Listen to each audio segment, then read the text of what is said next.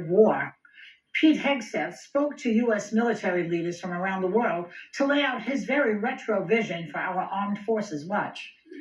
This administration has done a great deal from day one to remove the social justice, politically correct, and toxic ideological garbage that had infected our department. We are done with that. It's tiring to look out at combat formations, or really any formation, and see fat troops. Likewise, it's completely unacceptable to see fat generals and admirals in the halls of the Pentagon. We're empowering drill sergeants to instill healthy fear in new recruits. Yes, they can shark attack, they can toss bunks, they can swear, and yes, they can put their hands on recruits.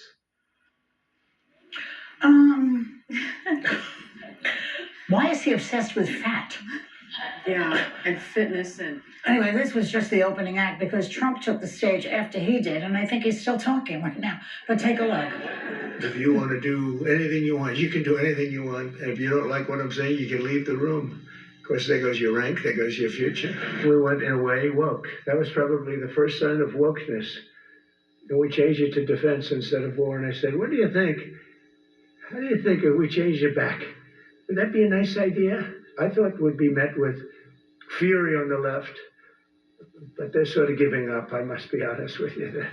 They've had it. They've had it with Trump. You don't have to be that good with nuclear. You could have 1/20th what you have now and still do the damage. I can't let people throw around that word. I call it the N word. There are two N words, and you can't use either of them. So how do you think the highest-ranking U.S. military officials feel about taking orders from a reality star and a former talk show host? I mean, I could do it, according to this. I would not necessarily speak to that, but I'm very lost on the fact that it seems like it's become a Republican Party position out of nowhere that the U.S. military is weak. We're the greatest fighting force in the history of mankind. U.S. troops are deployed in over 100 countries around the world.